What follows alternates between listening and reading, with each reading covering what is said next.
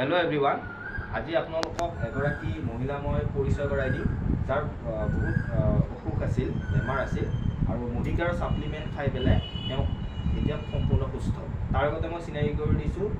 Mrs Rina Das from Sualkuchi তেখেতেই ক'ব তেখেতৰ কি প্ৰব্লেম হৈছিল আৰু কিদৰে তেওঁ সুস্থতা লাভ কৰিলে বাইদেউ কওকচোন তেখেতৰ নামটো প্ৰথমতে তেখেতৰ নামটো সুশীলা কুমাৰী হয় তেখেতৰ কি প্ৰব্লেম আছে তেখেতৰ আছিল ফেটি লিভাৰৰ প্ৰব্লেম আছে তাৰপিছত তেখেতক মই এল'ভেৰা জুচ দিলোঁ